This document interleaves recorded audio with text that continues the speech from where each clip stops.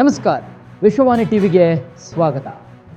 ದೇಶದ power centre ದೆಹಲಿಯಲ್ಲಿ BJP ಗೆದ್ದು ದೆಹಲಿ ಗದ್ದುಗೆ ಏರಿದ್ದಾಯಿತು. ಇತ್ತ ಆಮ್ ಆದ್ಮಿ ಪಕ್ಷವು ಕೂಡ ಕೆಲವು ಕ್ಷೇತ್ರಗಳಲ್ಲಿ ಗೆದ್ದು ಸ್ವಲ್ಪ ತನ್ನ ಮರ್ಯಾದೆಯನ್ನ ಉಳಿಸಿಕೊಂಡ್ರೆ, ಅತ್ತ ಕಾಂಗ್ರೆಸ್ ಮಾತ್ರ 70 ಕ್ಷೇತ್ರಗಳ ಪೈಕಿ 1 ಸ್ಥಾನವನ್ನ ಗೆಲ್ಲಕ್ಕೂ ಕೂಡ ಆಗಲಿಲ್ಲ. ಇದೆಲ್ಲವನ್ನು ಕೂಡ ನೋಡಿದಾಗ ದೆಹಲಿಯ ದರ್ಬಾರ್ನಲ್ಲಿ ಕಾಂಗ್ರೆಸ್ ಹೆಸರೇ ಇಲ್ಲದಂತೆ ನಾಪತ್ತೆಯಾಗಿದೆ.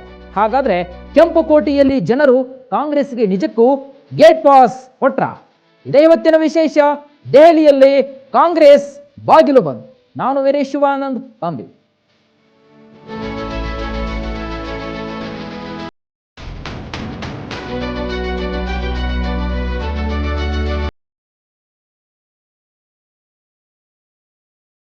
ದೇಶದ ರಾಜಧಾನಿ ದೆಹಲಿಯಲ್ಲಿ ಈಗ ಭಾರಿ ಬಿರುಸಿನ ವಿಧಾನಸಭೆ ಚುನಾವಣೆ ನಡೆದಿದ್ದು, ಕಾಂಗ್ರೆಸ್, ಬಿಜೆಪಿ ಮತ್ತು ಎಎಪಿ ಪಕ್ಷಗಳು ತ್ರಿಕೋಣ ಸ್ಪರ್ಧೆಯಲ್ಲಿ ಭಾರಿ ಪೈಪೋಟಿಯನ್ನು ನಡೆಸಿದ್ವು. ಒಟ್ಟು 70 ಕ್ಷೇತ್ರಗಳ ಪೈಕಿ ಬಿಜೆಪಿ ಮ್ಯಾಜಿಕ್ ನಂಬರ್ ಕ್ರಾಸ್ ಮಾಡಿ ಗೆಲುವಿನ ನಾಗಾಲೋಟದಲ್ಲಿ ಮುನ್ನುಗ್ಗಿದೆ. ಇನ್ನು ಇತ್ತ ಆಮ್ ಆದ್ಮಿ ಪಾರ್ಟಿ ಮಾತ್ರ ಕೇವಲ 25 ಸ್ಥಾನಕ್ಕೆ ಮಾತ್ರ ತೃಪ್ತಿಪಟ್ಟಿದೆ. ಆದರೆ ಕಾಂಗ್ರೆಸ್ ಪಕ್ಷ ಮಾತ್ರ ಒಟ್ಟು 70 ಕ್ಷೇತ್ರಗಳ ಪೈಕಿ ಕೇವಲ 1 ಸ್ಥಾನವನ್ನು ಕೂಡ ಗೆದ್ದಿಲ್ಲ. ಈ ಮೂಲಕ ದೆಹಲಿಯಲ್ಲಿ ಕಾಂಗ್ರೆಸ್ ಪಕ್ಷ ತನ್ನ ಅಸ್ತಿತ್ವವನ್ನು ಪೂರ್ಣವಾಗಿ ಕಳೆದುಕೊಂಡಿದೆ ಅಂತ ಈ ಫಲಿತಾಂಶಗಳಿಂದ ಬಹಳ ಸ್ಪಷ್ಟವಾಗಿ ತಿಳಿದು ಬರ್ತಾ ಇದೆ ಹಾಗೂ ಎದ್ದು ಕಾಣ್ತಾ ಇದೆ. ಲೋಕಸಭೆ ಚುನಾವಣೆಯಲ್ಲಿ ಇದೇ ಕಾಂಗ್ರೆಸ್ ಪಕ್ಷವು ಇತರ ಹಲವು ಪಕ್ಷಗಳೊಂದಿಗೆ ಕೂಡಿಕೊಂಡು ಎನ್ಡಿಎ ಒಕ್ಕೂಟದ ವಿರುದ್ಧವಾಗಿ ಇಂಡಿಯಾ ಒಕ್ಕೂಟವನ್ನು ರಚನೆ ಮಾಡಿದ್ದು.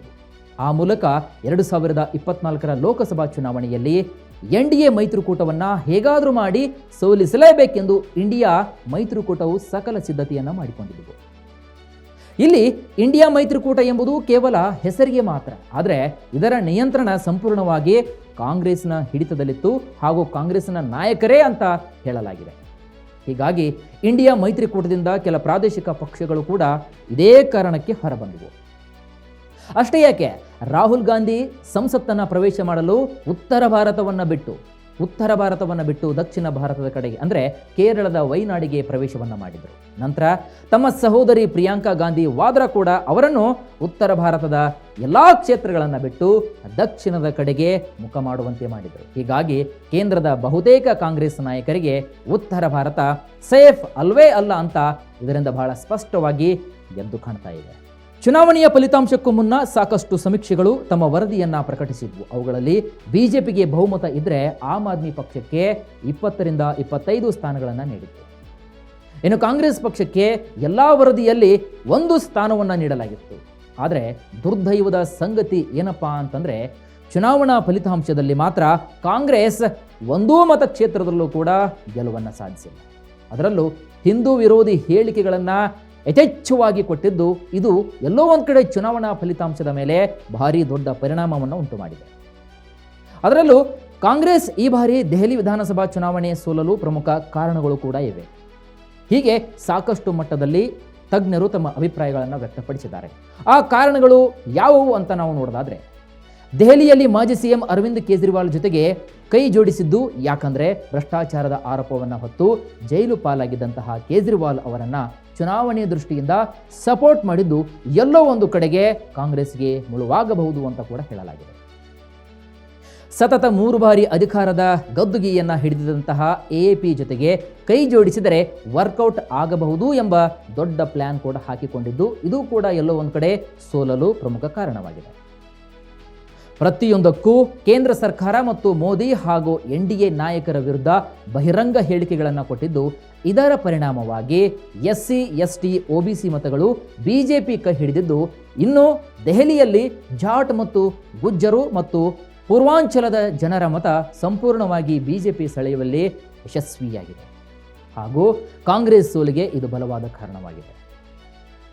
ಹಾಗೂ ಕೇಂದ್ರದಲ್ಲಿ ವಿಪಕ್ಷ ಸ್ಥಾನದ ಜವಾಬ್ದಾರಿಯನ್ನ ಸರಿಯಾಗಿ ನಿರ್ವಹಿಸುತ್ತಿಲ್ಲ ಎಂಬ ಅಪವಾದ ಹಾಗೂ ಆರೋಪದ ಮೇಲೆ ಕಾಂಗ್ರೆಸ್ ಮೇಲೆ ಇದೀಗ ಬಹಳಷ್ಟು ಇರುವುದರಿಂದ ಇದು ಕೂಡ ಸೋಲಿಗೆ ಕಾರಣ ಅಂತ ಹೇಳಲಾಗಿದೆ.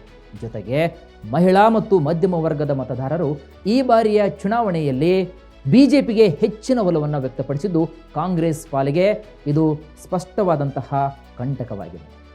ಇದರ ಜೊತೆಗೆ ರಾಜ್ಯ ಮತ್ತು ಕೇಂದ್ರ ಸರ್ಕಾರಿ ನೌಕರರ ವರ್ಗ ಬಿಜೆಪಿಯತ್ತ ವಾಲಿರುವುದು ಬಿಜೆಪಿಗೆ ಪ್ಲಸ್ ಪಾಯಿಂಟ್ ಆಗಿದ್ದು ಕಾಂಗ್ರೆಸ್ಗೆ ದೊಡ್ಡ ಮಟ್ಟದ ಒಳಪೆಟ್ಟಾಗಿದೆ. ವೀಕ್ಷಕರೇ, ತುಂಬ ಇಂಟ್ರೆಸ್ಟಿಂಗ್ ಸಂಗತಿ ಏನಪ್ಪಾ ಅಂದರೆ, ಕಾಂಗ್ರೆಸ್ ತಾನೇ ತೋಡಿದಂತಹ ರಣತಂತ್ರದ ಹಳ್ಳಕ್ಕೆ ಇದೀಗ ತಾನೇ ಬಿದ್ದಿದೆ. ಇದಕ್ಕೆ ಒಂದು ಫ್ರೆಶ್ ಉದಾಹರಣೆ ನಾವು ನೋಡಿದಾಗ, ಲೋಕಸಭಾ ಚುನಾವಣೆಯಲ್ಲಿ ಎಎಪಿ ಜೊತೆಗೆ ಮೈತ್ರಿ ಮಾಡಿಕೊಂಡಿದ್ದಂತಹ ಕಾಂಗ್ರೆಸ್ ಏಕಾಂಗಿಯಾಗಿ ಹೋರಾಟ ನಡೆಸಿ ಸೋಲನ್ನು ಕಂಡಿತು. ಆದರೆ ಇದರ ಹಿಂದಿನ ಕಾರಣ ದೆಹಲಿಯಲ್ಲಿ ತಮಗೆ ಪ್ರಬಲವಾದಂತಹ ಎದುರಾಳಿಯಾಗಿದ್ದ ಎಎಪಿ ಸೋಲಿಸುವುದು ಅಂತ ಕೂಡ ಹೇಳಲಾಗಿದೆ. ಈ ಕೆಲಸವನ್ನ ನೋಡಲು ಲೋಕಸಭೆ ವಿರೋಧ ಪಕ್ಷದ ನಾಯಕ ರಾಹುಲ್ ಗಾಂಧಿ ಮತ್ತು ಸಂಸದೆ ಪ್ರಿಯಾಂಕಾ ಗಾಂಧಿ ಯಶಸ್ವಿ ಕೂಡ ಆಗಿದ್ದರು.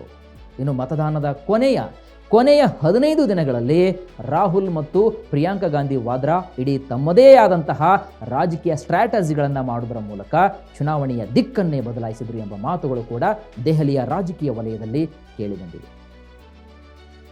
ದೆಹಲಿ ಚುನಾವಣಾ ಫಲಿತಾಂಶ ಕಾಂಗ್ರೆಸ್ಗೆ ನಿರಾಶಾದಾಯಕವಾಗಿದ್ದರೂ ಕೂಡ ತಮ್ಮ ಎದುರಾಳಿಯನ್ನ ಸೋಲಿಸಲು ರಾಹುಲ್ ಗಾಂಧಿ ಮತ್ತು ಪ್ರಿಯಾಂಕಾ ಗಾಂಧಿ ಮಾಡಿದ ರಣತಂತ್ರ ಅತ್ಯಂತ ಯಶಸ್ವಿಯಾಗಿದೆ ಅಂತ ಹೇಳಲಾಗಿದೆ.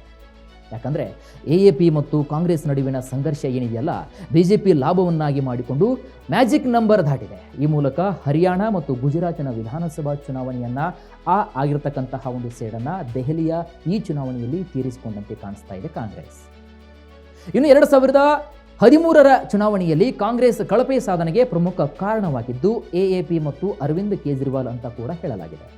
ಇನ್ನು ಇದೇ ಕಾರಣದಿಂದ ರಾಹುಲ್ ಗಾಂಧಿ ಮತ್ತು ಪ್ರಿಯಾಂಕಾ ಗಾಂಧಿ ವಾದ್ರಾ ತಮ್ಮ ಚುನಾವಣೆ ಪ್ರಚಾರದಲ್ಲಿ ನೇರವಾಗಿ ಎಎಪಿ ಆಡಳಿತ ಮತ್ತು ಅರವಿಂದ್ ಕೇಜ್ರಿವಾಲ್ ವಿರುದ್ಧವೇ ಆಕ್ರಮಣಕಾರಿ ವಾಗ್ದಾಳಿಯನ್ನು ನಡೆಸಿದರು. ಇನ್ನು ಈ ನಾಯಕರ ವಾಗ್ದಾಳಿ ಎಷ್ಟು ಅನಿರೀಕ್ಷಿತವಾಗಿತ್ತೋ ಅಷ್ಟೇ ಪರಿಣಾಮಕಾರಿ ಕೂಡ ಆಗಿತ್ತು. 1998, 2003 ಮತ್ತು 2008ರಲ್ಲಿ ಇದೇ ಕಾಂಗ್ರೆಸ್ ದೆಹಲಿಯ ಗದ್ದುಗೆಯನ್ನು ಕೂಡ ಏರಿತ್ತು. ಇದೀಗ ಬಿಜೆಪಿಯನ್ನ ದೆಹಲಿಯ ಜನರು ಗದ್ದುಗೆಗೆ ಏರಿಸಿದ್ದಾರೆ. ದೆಹಲಿಯ ವಿಧಾನಸಭಾ ಚುನಾವಣೆಯಲ್ಲಿ ಕಾಂಗ್ರೆಸ್ ಹೇಳ ಹೆಸರಿಲ್ಲದಂತೆ ಪರಿಸ್ಥಿತಿ ನಿರ್ಮಾಣವಾಗಿದ್ದು, ಹೆಚ್ಚು ಕಡಿಮೆ ಅಂದರೂ ಕೂಡ 1.5 ಶತಮಾನದ ಇತಿಹಾಸವಿರುವ ಕಾಂಗ್ರೆಸ್ ಪಕ್ಷಕ್ಕೆ ರಾಷ್ಟ್ರದ ರಾಜಧಾನಿಯಲ್ಲಿ ಒಂದೇ ಒಂದು ಸ್ಥಾನ ಗೆಲ್ಲೋದಕ್ಕೆ ಆಗಿಲ್ಲ ಅಂತಂದರೆ ಪಕ್ಷದ ಶೋಚನೀಯ ಸ್ಥಿತಿಯನ್ನು ಕಲ್ಪನೆ ಮಾಡಿಕೊಳ್ಳಲು ಕೂಡ ಆಗ್ತಾ ಇಲ್ಲ. ಅಷ್ಟೊಂದು ಭಯಾನಕವಾಗಿದೆ. ಇನ್ನು ಚುನಾವಣೆಯ ಫಲಿತಾಂಶದ ಬಗ್ಗೆ ದೆಹಲಿಯ ಮಾಧ್ಯಮಗಳೊಂದಿಗೆ ಮಾತನಾಡಿದಂತಹ ಕಾಂಗ್ರೆಸ್ ಸಂಸದೆ ಪ್ರಿಯಾಂಕಾ ಗಾಂಧಿ ವಾದ್ರಾ ಅವರು, ಪ್ರಾರಂಭದಲ್ಲಿ ನಾನು ಫಲಿತಾಂಶದ ಅಂಶಗಳನ್ನು ನೋಡಿರಲಿಲ್ಲ. ಆಮೇಲೆ ನನಗೆ ಗೊತ್ತಾಯಿತು ದೆಹಲಿಯ ಜನ ಬಯಸಿದ್ದಾರೆ ಮತ್ತು ಬದಲಾವಣೆಗಾಗಿ ವೋಟ್ ಮಾಡಿದ್ದಾರೆ ಅಂತ. ಚುನಾವಣೆಯ ಸಮಯದಲ್ಲಿ ಕಾಂಗ್ರೆಸ್ ನಡೆಸ್ತಾ ಇದ್ದಂತಹ ಸಭೆಗಳಲ್ಲಿ ಈ ಅಂಶ ಪ್ರಮುಖವಾಗಿ ನನಗೆ ಗೊತ್ತಾಯಿತು. ಹಾಗಾಗಿ ಇನ್ನು ಗೆದ್ದವರಿಗೆಲ್ಲ ಅಭಿನಂದನೆಗಳನ್ನು ನಾನು ಸಲ್ಲಿಸ್ತೇನೆ. ಗೆದ್ದ ನಂತರ ನೀವು ನಿಮ್ಮ ಕ್ಷೇತ್ರದಲ್ಲಿಯೇ ಉಳಿದುಕೊಂಡು ಹೆಚ್ಚಿನ ಸಮಯವನ್ನು ಕೊಡೋದ್ರ ಮೂಲಕ ನಿಮ್ಮ ಜನರ ಸಮಸ್ಯೆಗಳನ್ನು ಅವುಗಳನ್ನು ಸ್ಪಷ್ಟವಾಗಿ ನಿವಾರಿಸುತ್ತಾ ಜನರ ಧ್ವನಿಯಾಗಿ ಅಂತ ಹೇಳ್ತೀನಿ ಅಂತ ಕೂಡ ಶುಭಾಶಯ ಕೋರಿದ್ದಾರೆ ಪ್ರಿಯಾಂಕಾ. ಇತ್ತ ಸತತ 3 ಬಾರಿ ಅಧಿಕಾರದ ಗದ್ದುಗೆಯನ್ನು ಹಿಡಿದಂತಹ ದೆಹಲಿಯ ಮಾಜಿ ಸಿಎಂಗೆ ಹೀನಾಯ ಸೋಲಾಗಿದೆ. ಇಟ್ ಮೀನ್ಸ್ ಅರವಿಂದ್ ಕೇಜ್ರಿವಾಲ್ ಅವರಿಗೆ. ದೆಹಲಿಯ ಬಿಜೆಪಿ ಅಭ್ಯರ್ಥಿ ಪರ್ವೇಶ್ ವರ್ಮಾ ಅರವಿಂದ್ ಕೇಜ್ರಿವಾಲ್ ವಿರುದ್ಧ 1 ಅಲ್ಲ 2 ಅಲ್ಲ 3,000 ಮತಗಳ ಅಂತರದಿಂದ ಗೆದ್ದು ಬೇಕಿದ್ದಾರೆ. ಮತ್ತೊಂದು ಕಡೆಗೆ ಸದಾ ಬಿಜೆಪಿಯನ್ನೇ ಟೀಕೆ ಮಾಡ್ತಿದ್ದಂತಹ ಮಾಜಿ ಸಿಎಂ ಅರವಿಂದ್ ಕೇಜ್ರಿವಾಲ್ ಅವರು ಈ ಹಿಂದಿನ ಸಾರ್ವಜನಿಕ ಕಾರ್ಯಕ್ರಮಗಳಲ್ಲಿ ಈ ಜನ್ಮದಲ್ಲಿ ದೆಹಲಿಯಲ್ಲಿ ಬಿಜೆಪಿ ಗೆಲ್ಲಲು ಆಗಲ್ಲ ಕೂಡ ಅಂತಂದಿದ್ರು. ಹಾಗೂ ದೆಹಲಿಯಲ್ಲಿ ಆಮ್ ಆದ್ಮಿ ಪಾರ್ಟಿ ಸೋಲಿಸಲು ಯಾವ ಪಕ್ಷಕ್ಕೂ ಯಾವ ನಾಯಕನಿಗೂ ಕೂಡ ಆಗಿಲ್ಲ, ಆ ತಾಕತ್ತು ಇಂದು ಬಂದಿಲ್ಲ ಅಂತ ಹೇಳಿದರು. ಇನ್ನು 2025ರ ಚುನಾವಣೆಯನ್ನು ಬಿಡಿ, 2050ರವರೆಗೂ ಕೂಡ ನಾವೇ ಗೆಲ್ತೀವಿ ಅಂತ ಘಂಟಾಘೋಷವಾಗಿ ಹೇಳಿದರು ಹಾಗೂ ಅಪಹಾಸ್ಯ ಮಾಡಿದರು. ಮತ್ತೊಂದು ಕಡೆಗೆ ಎಲೆಕ್ಟ್ರಾನಿಕ್ ವೋಟಿಂಗ್ ಮಷಿನ್ಗಳ ಮೇಲೆ ಬಲವಾದಂತಹ ಆರೋಪಗಳನ್ನು ಮಾಡಿದರು. ಆದರೆ ಅಂತಿಮವಾಗಿ ಏನಾಯಿತು? 3,000 ಮತಗಳ ಅಂತರದಿಂದ ಹೀನಾಯವಾಗಿ ಸೋಲನ್ನು ಕಂಡರು ಅರವಿಂದ್ ಕೇಜ್ರಿವಾಲ್. ವೀಕ್ಷಕರೇ, ಒಟ್ನಲ್ಲಿ ದೆಹಲಿಯಲ್ಲಿ ಏನೋ ಒಂದು ಬಿಜೆಪಿ ಗದ್ದುಗೆಯನ್ನು ಏರಿದ್ದಾಯಿತು. ಆದರೆ ಇತ್ತ ದೆಹಲಿಯಲ್ಲಿ ಒಂದು ಕ್ಷೇತ್ರವನ್ನೂ ಕೂಡ ಗೆಲ್ಲಲಾಗಲಿಲ್ಲ ಎಂಬ ನೋವಿನಲ್ಲಿದ್ದರೆ ಕಾಂಗ್ರೆಸ್ ಇದೀಗ ಮತ್ತೊಂದು ಕಡೆ ಹೇಗಾದರೂ ಮಾಡಿ ಎಎಪಿ ಸರ್ಕಾರವನ್ನು ಸೋಲಿಸಲೇಬೇಕೆಂಬ ಪ್ಲ್ಯಾನ್ ವರ್ಕೌಟ್ ಆಗಿದ್ದು, ಕಾಂಗ್ರೆಸ್ ನಾಯಕರು ಒಳಗೊಳಗೆ ಇದೀಗ ಸಂತೋಷವನ್ನು ವ್ಯಕ್ತಪಡಿಸ್ತಾ ಇದ್ದಾರೆ. ಸೊ ಹಾಗಾಗಿ ಈ ಒಂದು ಸಂತೋಷ ಅದ್ಯಾವ ಮಟ್ಟಕ್ಕೆ ಇದೆ ಅಂತ ಕಲ್ಪಿಸಿಕೊಡಲು ಆಗ್ತಾ ಇಲ್ಲ. ಇದಾಗುತ್ತೆ ಇವತ್ತಿನ ವಿಶೇಷ. ಇಂತಹ ಮತ್ತಷ್ಟು ವೈವಿಧ್ಯಮಯ ಸುದ್ದಿಗಳಿಗಾಗಿ ನೋಡ್ತಾ ಇರಿ ವಿಶ್ವವಾಣಿ ಟಿವಿ.